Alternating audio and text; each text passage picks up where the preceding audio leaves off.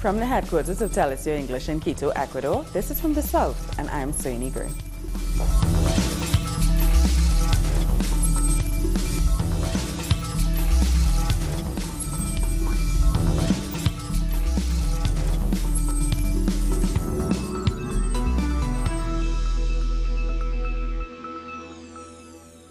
The far-right candidate in Brazil, Jair Bolsonaro, has promised to exile or imprison his opponents if they do not submit to the law. In a speech broadcast to supporters in the main avenue of Sao Paulo, the former army captain said that if elected, he will use the armed forces to combat any violence which may follow his election. He said he would seek permission for this from Congress. He also said he would use the army for routine street patrols and described the country as being at war. The Supreme Electoral Court has responded to accusations of electoral fraud against supporters of Jair Bolsonaro. Members of the court defended the electronic voting system and said there were no irregularities in the first round of the elections. They also confirmed that they haven't reached a ruling on the alleged illegal financing of fake news by the far-right Social Liberal Party against the left-wing Workers' Party. They said they will meet this Monday with agencies in charge of detecting fake news. In relation to the alleged crimes, the main ones were contracting illegal advertisements, the spread of fake information to sway election results, and vote buying. These are the crimes that are being investigated by the federal police. Hundreds of supporters of Jair Bolsonaro took to the streets of Sao Paulo on Sunday. These demonstrations followed women-led protests across the world against him on Saturday. In Sao Paulo alone, over 40,000 people marched against the rise of the far right. People from over 100 cities in Brazil and across the world rose to say no to Jair Bolsonaro. They support Workers' Party candidate Fernando Haddad as part of a call to action by women's groups to prevent the return of a military dictatorship. I escaped Brazil during the years of the dictatorship. It's horrible to even consider that the people might elect a fascist leader to power. Chauvinism, fascism, homophobia and racism were all condemned by demonstrators. They're also against Bolsonaro's economic plan that calls for the privatization of all of Brazil's industries. I took to the street today to defend my own job and to stop a major crime against our nation, to stop the privatization of Petrobras and the inhumanity that a Bolsonaro government represents. These demonstrations took place just days after news broke out about the Social Liberal Party's alleged illegal financing of fake news against the Workers' Party. Fake news are nothing new. It's how lies are spread. But the digital age has made them that much more dangerous. Many of us are just realizing the absurdity of this situation. This is unprecedented in human history, the way the worst of the worst are rising to power. But many can see what's going on. What's interesting is that those who are seeing through the veil are rising in numbers. We're going through some turbulence, but this will pass. During the day of protests, Haddad appeared in Fortaleza with nearly 50,000 people welcoming him. On October the 28th, Brazil will go to the polls once more, and the result will echo across the world. The Workers' Party candidate in Brazil, Fernando Haddad, has been campaigning in the northern state of Maranhao. His supporters are calling for the defense of democracy and the recovery of the economy. Haddad told them there's still time to defeat the far-right campaign. The latest poll by Cut Vox Populi put Haddad just 6 points behind Bolsonaro, or 47% against 53% for the far-right candidate. Moving on to Mexico, the caravan of Honduran migrants is continuing its risky trek towards the U.S. border. Thousands are currently walking from Ciudad Hidalgo towards Tapachula in the state of Chiapas. On Saturday, Mexican authorities allowed over 600 migrants through the border, but thousands more decided to cross the river by swimming or on handmade rafts. They criticized the slowness in the processing of their requests to make their way to the U.S. legally. We decided to join those who were going. This is not political. This comes from hunger, from the drought. It's for prosperity, for a better life. This is not political. We are suffering for our families, for our children. They force our children to war in gangs. They kill our kids if we don't obey it.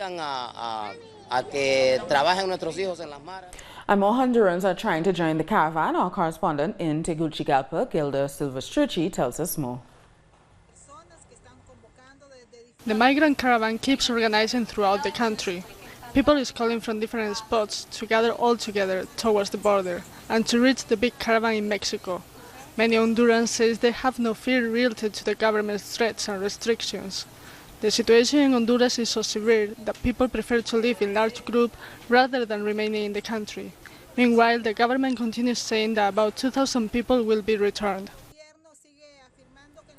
The U.S. president has once again spoken out against the advancing caravan. He wrote on Twitter that full efforts are being made to stop the onslaught of illegal aliens from crossing our southern border. People have to apply for asylum in Mexico first, and if they fail to do that, the U.S. will turn them away. Previously, President Trump had threatened to cut all aid to countries in the region if the caravan isn't stopped. And Mexican police briefly stopped the caravan as it headed towards the city of Tapachula. The authorities said they are simply trying to keep them safe and help them move in an orderly manner inside Mexican territory. This follows statements made by the Mexican president, Enrique Peña Nieto, condemning the methods migrants were using to enter Mexico. This evening, an unprecedented situation happened on the border between Ciudad Hidalgo, Chiapas, and Tecunumán, Guatemala. Violent entry into the country not only threatens our sovereignty, but also puts the migrants themselves at risk. And on Saturday, the Honduran president, Juan Orlando Hernandez, traveled to Guatemala to meet his counterpart, Jimmy Morales. They discussed helping the thousands of migrants to return home. I want to assure all Honduran migrants that we have deployed an official migration team to help all of you return to our country. We are also willing to provide legal assistance and economic help to migrants depending on what kind of business they want to open, in order to improve their lives and their communities. But part of the migrant caravan remains stuck in Guatemala at the bridge over the Suchiate River. Some of them joined Guatemalans in commemorating the revolution of 1944. Organized campesinos and trade unionists are marking the October 20th revolution of 1944. It was overthrown 10 years later with the intervention of the CIA in similar fashion to what happened in the recent fraudulent election in Honduras. Fraud and interference by the United States. That's why Honduras is in crisis. There's unemployment, violence, corruption, and that is why they're saying enough, and they're leaving the country. The celebration is being held in the municipal park of Tecunumán, Department of San Marcos. It's here where the Honduran migrant caravan is taking shelter. While en route to the United States, they are speaking out against what they call an imperialist intervention in their country. We asked President Trump that even with armed forces, we will enter the United States to mount pressure so that they allow us in, because he left President Juan Orlando as the powerful in Honduras. While more than 8,000 Honduran migrants are waiting to cross the Mexican border, among them are hundreds of children who are eating scrap food right before the eyes of the UNICEF. We are vulnerable for our children, because yesterday we were extremely thirsty and we are withstanding the heat here. I don't know what to say, not sure if we are going to be able to pass through or if we are going to be sent back to our country. The migrant caravan is comprised of people that claim to be victims of poverty, professionals and small entrepreneurs who say they hope they won't have to return anytime soon. This is the first time in Honduras history that I see that people have decided to leave, to get away from a regime not only oppressive, but a regime which is completely ending the country's economy. And on the morning of October 20th, another large group of migrants broke a police fence on the border of Aguas Calientes in Honduras to join the stalled caravan on the Mexican border. Mexico's Meteorological Service has confirmed that Hurricane Willa has strengthened to a Category 4 storm as it moved towards the country's Pacific coast. Willa is forecast to bring life-threatening storm surges, wind and rainfall over portions of west central and southwestern Mexico. Hurricane and tropical storm warnings have been issued. Recent rainfall has already softened the ground in some regions. It's feared new rains may cause mudslides and cause rivers to overflow. A security guard has died in Mexico City in a shooting at the home of the retired Cardinal Norberto Rivera Carrera. According to local media, at least 3 men were involved in the attack. The authorities believe the group wanted to rob the house. Rivera has been an influential figure in the Catholic Church for years, but has been accused of covering up sexual abuse cases. He was inside the house but was not harmed. We'll take a short break now. More news in a minute.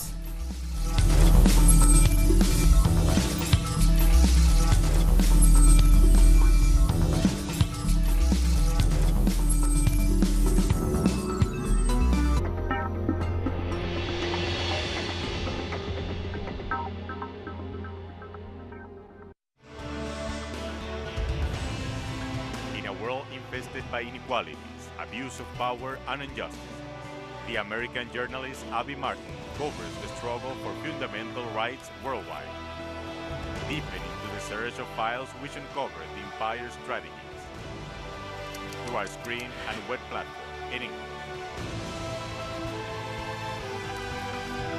The Empire Files with Abby Martin.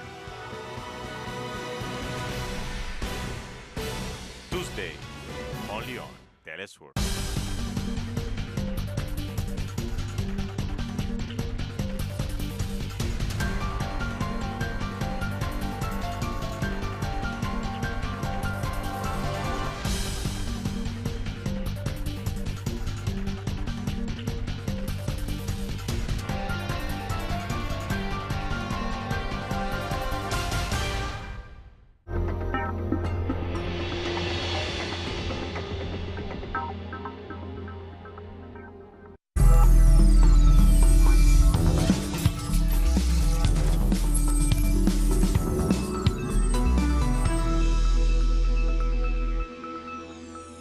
Welcome back. A court in Peru has ordered 36 months of pretrial detention for the former judge Cesar Hinestrosa. Hinestrosa is accused of graft and leading a criminal group that influenced the country's justice system. He's still in Spain, where he was detained on Friday. He was declared a fugitive after he escaped from Peru on the 7th of October. And Ecuador's former Vice President Jorge Glass has been transferred to a prison in the city of Latachunga. Via Twitter, Glass's lawyer said the move is political revenge against the former vice president. He said his security won't be guaranteed. Glass was sentenced to 6 years in prison for allegedly receiving illicit payments from the Brazilian construction company Odebrecht. This weekend, the National Congress of Venezuela's Communes was held in Caracas with the participation of the president, Nicolas Maduro. Community leaders at the event discussed social and economic challenges and how to defend the country's democracy and sovereignty. They supported the president's call to contribute proposals for Venezuela's economic recovery program.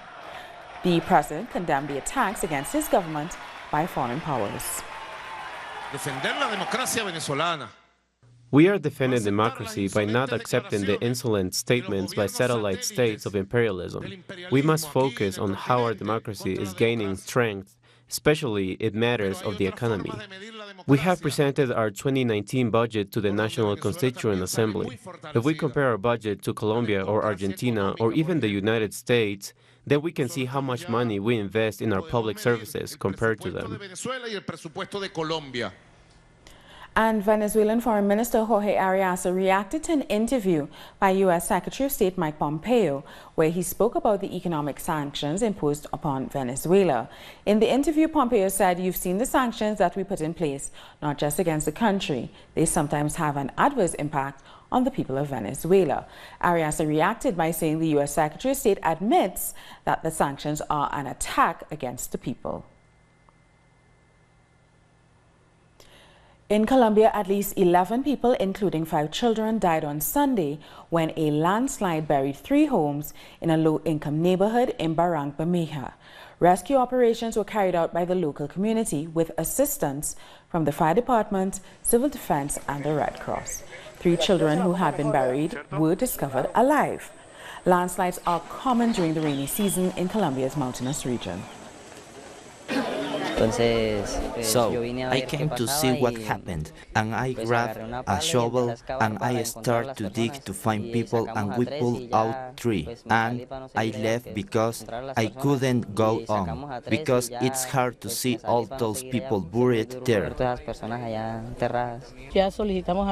We requested that the National Army come to be able to, in record time, take out the bodies of the deceased, which at this time are approximately 11 people. Heavy rainfall in Nicaragua has caused new landslides, killing 4 people. This has raised the death toll from recent rains to 20.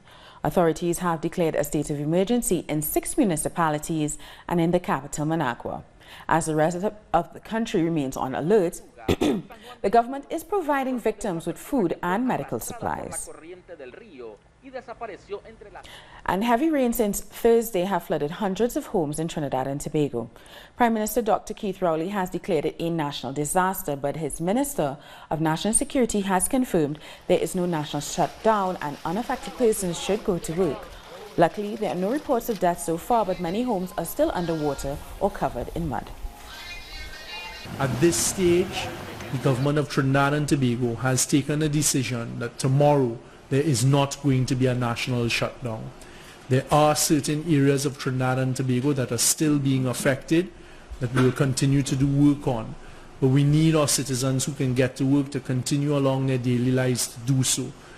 I understand that there was some flooding that took place, in the Diego Martin and other areas, in Highland Park and other areas. We have been experiencing this over the past few months. Our regional corporations, first responders, Ministry of Works and others will get there to assist in the cleanup, etc. Now to sport, the 2019 Copa America official draw will take place on January 24th in Rio de Janeiro.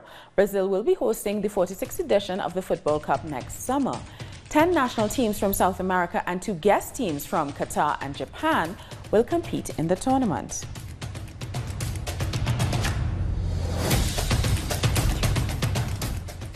Hundreds of Mexicos have dressed up as La Catrina, or the Elegant Skull, and marched through the streets of Mexico City in preparation for the Day of the Dead.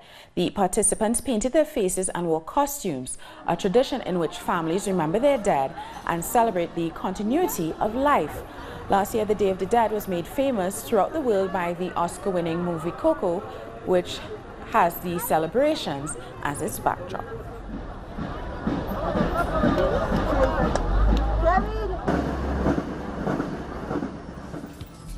Time for the second break of the newscast. World News is next.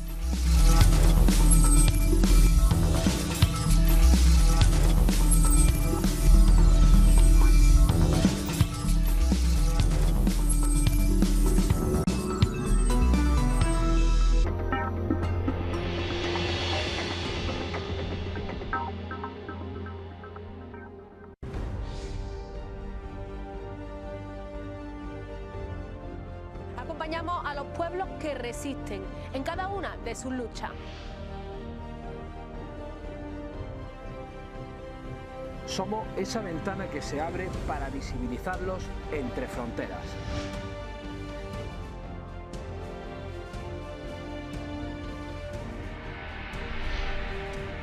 Thursdays, only on Telesur.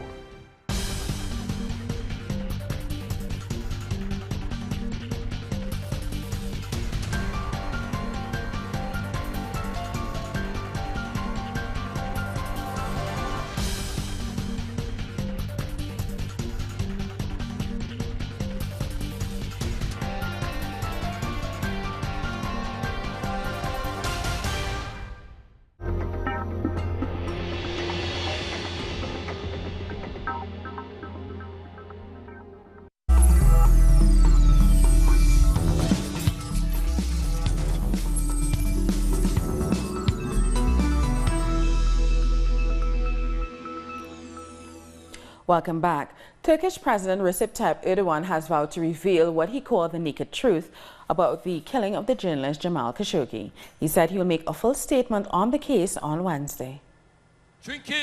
We are looking for justice here, and this will be revealed in all its naked truth, not through some ordinary steps, but in all its naked truth. And 2 migrants have died after their boat sank just 50 meters actually from Turkey's west coast. Though Turkish Coast Guards managed to recover the 20 people on board, 2 of them later died in the hospital. Turkey became one of the main launch points for more than 1 million migrants taking the sea route to the EU territory in 2015. The influx of migrants was drastically curtailed by a 2016 accord between Ankara and the EU after hundreds died crossing the Mediterranean Sea. In a rare move, Australian Prime Minister has offered a national apology to victims of child abuse in schools, government offices, churches and more. More than 800 victims came to witness the apology. This comes following a 5-year inquiry into more than 8,000 child sexual abuse cases. Look, I think apology is important in a sense because they're words, and words are important, but they are words. What's much more important is the implementation. The government and institutions cannot for a moment think that they are now absolved of their responsibilities to implement what needs to be done in order to ensure that justice for the past is achieved for as many people as we can, and then at the same time to ensure that our children into the future are safe. Doubts are being raised about the results from Afghanistan's parliamentary elections on Sunday. Over 250 polling stations reported problems with the biometric verification devices. Critics also say officials have downplayed violence related to the election. According to the news agency AFP, the number of people killed and wounded in connection to the polls is nearly 300. Around 4 million people voted in Sunday's election. So it's early that we should be judged about all the aspects of the process. Of course, the mismanagement and lack of preparation was worse than the previous election. Hundreds of people have marched through the capital of Guinea-Bissau demanding transparency in the electoral census for the upcoming legislative elections. The census, which was scheduled to begin on August 23rd and last for 1 month, was postponed due to delays in the delivery of electronic equipment from Nigeria. According to the government, the census aims to register at least 1 million voters out of a population of 1.7 million. Legislative elections are set for November 18th. Rebels have killed at least 11 people and abducted 15 others, including 10 children, in the Democratic Republic of Congo. According to military sources, the attack was carried out by fighters of the Allied Democratic Forces. A spokesman for the UN peacekeeping mission in the DRC said the peacekeepers had engaged in crossfire with suspected rebels near the border with Uganda. Communal violence in northern Nigeria over the last few days has killed 55 people. The authorities say police have so far arrested 22 people in connection to the clashes. Hundreds have already been killed this year so far. Security has become a key campaign issue ahead of the February 2019 elections. And now let's take a look at what other stories are making headlines around the world. A 15-year-old French boy has been charged with aggravated violence after pointing a fake gun at a teacher in a school in the Créteil suburb of Paris. The incident was filmed and uploaded to social media by one of the teenager's classmates. Meant as a joke, the boy used an air gun to threaten his teacher for marking him absent, even though he had only been late for class. The teenager showed up at the police with his father following a complaint filed by the teacher. 3 minors have died and 18 others remain trapped in eastern China after a rock burst destroyed part of a water drainage tunnel in a coal mine on Saturday night. Hundreds were working underground at the time of the accident, but most were able to leave safely. A team of about 150 rescue and medical experts are still at the scene trying to free the remaining miners. We gather medical experts from different fields here, and we are ready on 24-hour standby to try our utmost to save the injured miners. I hope we can save as many injured miners as possible. 3 earthquakes between magnitude 6.5 and 6.8 have struck around 200 kilometers off the shore of Vancouver Island in Canada. According to the U.S. National Oceanic and Atmospheric Administration, no tsunami is expected. No damage has been reported, only light shaking. One man has died on the razor-topped wire border fence between Spain and Morocco. 3 others were also injured as 300 migrants from sub-Saharan Africa rushed the fence. 200 of the migrants were able to scale the 23-foot-high metal fence and were taken to a reception center for identification. Back in June, the Spanish Interior Minister had vowed to do everything possible to remove the razor wire on the fence between the 2 countries. The capital of Armenia, Yerevan, has celebrated its 2800th anniversary. Over the weekend, residents of Yerevan rejoiced over the birthday of their city, celebrating with traditional Armenian dances and music. Founded in the 8th century before Christ, Yerevan was originally called Erebuni and is one of the oldest capitals in the world. The cornerstone, where the year of the city's foundation was carved, is still intact and kept in a local museum.